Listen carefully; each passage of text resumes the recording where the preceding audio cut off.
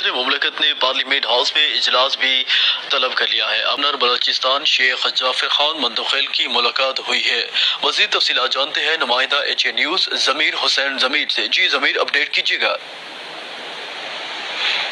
صدر مملکت آصف علی زرداری سے گورنر بلوچستان شیخ جعفر خان مندوخیل نے ایوان صدر میں ملاقات کی ہے، اور آج کی اس ملاقات میں بلوچستان کی مجموعی صورتحال اور امن و امان کے صوبے میں جاری ترقیاتی منصوبوں پر تبادلہ خیال کیا گیا ہے۔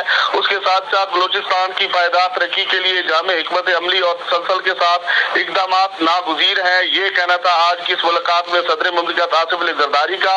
اور اگر ہم دوسری جانب بات کر لیں تو صدر مملکت اسلامی جمہوریہ پاکستان آصف علی زرداری نے قومی اسمبلی کا اجلاس بھی جو ہے وہ طلب کر دیا ہے۔ صدر مملکت نے قومی اسمبلی کا اجلاس بروز پیر مورخہ 11 مئی 2026 کو شام 5 بجے جو ہے وہ طلب کیا ہے پارلیمنٹ ہاؤس میں، اور صدر نے اجلاس آئین کے آرٹیکل 54 کی شیک نمبر 1 کے تحت جو ہے حاصل کردہ اختیارات کو بروئے کار لاتے ہوئے جو ہے وہ طلب کیا ہے۔ قومی اسمبلی کا موجودہ اجلاس جو ہے 16ویں قومی اسمبلی کا 27واں اجلاس ہوگا۔